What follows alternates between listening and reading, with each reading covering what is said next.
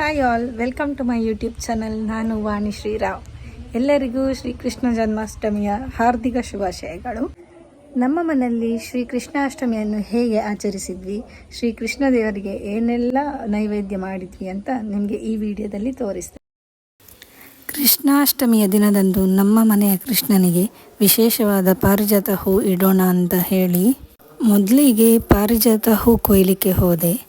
ಪಾರಿಜಾತ ಹೂ ಕೃಷ್ಣನಿಗೆ ತುಂಬ ಪ್ರಿಯವಾಗಿತ್ತು.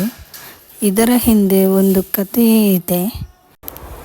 ಈ ಕಡೆ ಅತ್ತೆ ಶ್ರೀಕೃಷ್ಣ ದೇವರ ನೈವೇದ್ಯಕ್ಕೆ ರೆಡಿ ಮಾಡ್ತಾ ಇದ್ರು.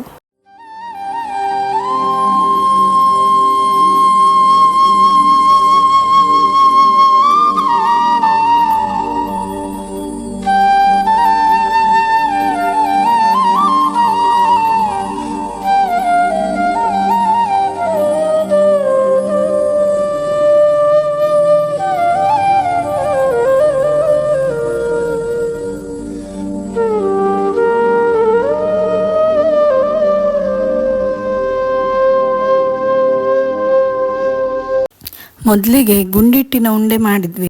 ಗುಂಡಿಟ್ಟು ಅಂತ ಅಂಗಡಿಯಲ್ಲಿ ಸಿಗ್ತದೆ. ಅದನ್ನು ಹುರಿದು ಅದಕ್ಕೆ ಬೆಲ್ಲದ ಪಾಕ ಸೇರಿಸಿ ಕೈಯಲ್ಲಿ ಉಂಡೆ ಕಟ್ಟಬೇಕು. ಈ ಉಂಡೆಯಲ್ಲಿ ಬೇರೆ ಬೇರೆ ಥರ ಮಾಡ್ತಾರೆ. ಸುಮಾರು ಬಗೆಯ ಉಂಡೆಗಳಿದೆ. ಆದರೆ ನಾವು ಈ ಸಲ ಒಂದೇ ಬಗೆಯದ್ದು ಉಂಡೆ ಮಾಡಿದ್ದು, ಗುಂಡಿಟ್ಟಿದ್ದು.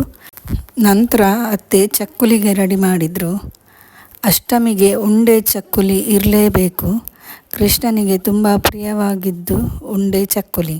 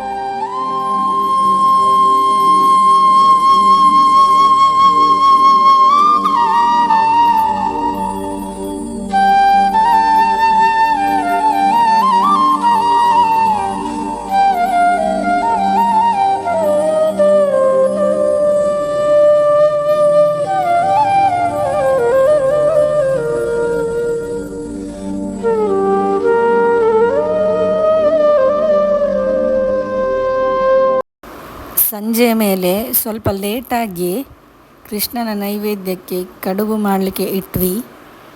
ಅಷ್ಟಮಿಯ ದಿನ ರಾತ್ರಿ ಪೂಜೆ ಲೇಟಾಗಿ ಮಾಡ್ತೀವಿ. ಯಾಕೆಂದರೆ 12 ಗಂಟೆಯ ನಂತರ ಕೃಷ್ಣ ದೇವರು ಹುಟ್ಟಿದ ಗಳಿಗೆಯಲ್ಲಿ ದೇವರಿಗೆ ಮತ್ತು ತುಳಸಿಗೆ ಅರ್ಘ್ಯ ಬಿಡಲಿಕ್ಕೆ ಇರುತ್ತೆ. ಹಾಗಾಗಿ ಸಂಜೆ ಇನ್ನೊಂದು ಸಲ ತುಳಸಿ ಕಟ್ಟೆ ಮತ್ತು ದೇವರ ಎದುರಲ್ಲಿ ಸಣ್ಣದಾಗಿ ರಂಗೋಲಿ ಬಿಟ್ವಿ. ಈಗ ಪೂಜೆದು ಕ್ಲಿಪ್ಸ್ ಹಾಕಿದ್ದೇನೆ.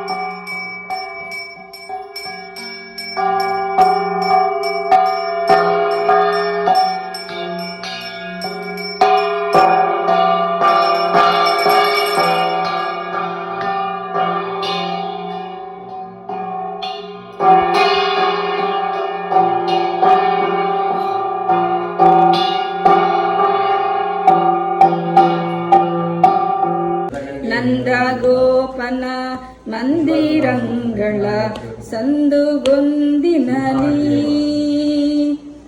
ಚಂದ ಚಂದದ ಗೋಪ ಬಾಲರ ವೃಂದ ವೃಂದದಲ್ಲಿ ಸುಂದರಾಂಗದ ಸುಂದರಿಯರ ಹಿಂದು ಮುಂದಿನಲಿ ಅಂದದ ಕಳ ಕಂದ ಕರುಗಳ ಮಂದೆ ಮಂದೆಯಲಿ ಸಿಳ್ಳಂಗೋವಿಯ ಚೆಲುವ ಕೃಷ್ಣನ ಎಲ್ಲಿ ನೋಡಿದಿರಿ ರಂಗನ ಎಲ್ಲಿ ನೋಡಿದಿರಿ. ದೇವರಿಗೆ ಅರ್ಘ್ಯ ಬಿಡುವುದು ನೋಡಿ. ಸಂಸ್ಥಾಪನಾಯ ಚ ಗಣನಾರ್ಗಮಾಯ ತತ್ತಂ ದೇವಕ್ಯ ಸಹಿತೋ ಹರೇ ದೇವಕಿ ಸಹಿತಾಯ ಕೃಷ್ಣಾಯ ಮೂರು ನೀರು ಬಿಡು ಲೆಕ್ಕ ಇದಮರ್ಘ್ಯಂ ಇದಮರ್ಘ್ಯಂ ಇದಮರ್ಘ್ಯಂ ಇಷ್ಟಂ ಚ ಬಲಭದ್ರಂ ಚ ವಸುದೇವಂ ಚ ದೇವಕಿಂ ನಂದಗೋಪಮೇಶೋದಂ ಚ ಸುಭದ್ರಂ ಪತ್ರ ಪೂಜೇತ್. ತುಳಸಿ ಪೂಜೆ.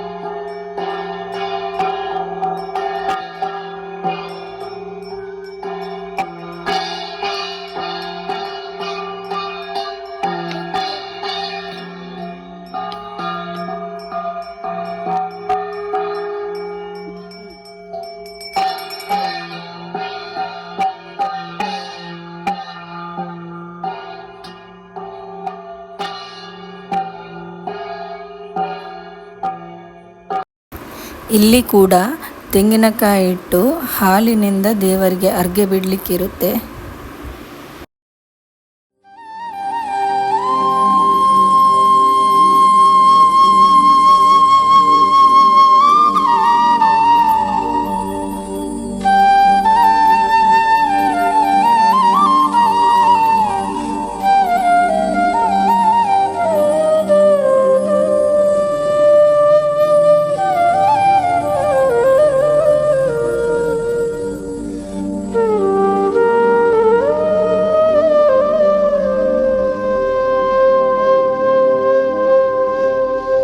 ಪೂಜೆ ಎಲ್ಲ ಮುಗಿದ ನಂತರ ದೇವರಿಗೆ ಇಟ್ಟ ನೈವೇದ್ಯವನ್ನು ಮೊದಲು ನಮ್ಮ ಮನೆಯ ಗೋಮಾತೆಯರಿಗೆ ಕೊಟ್ವಿ.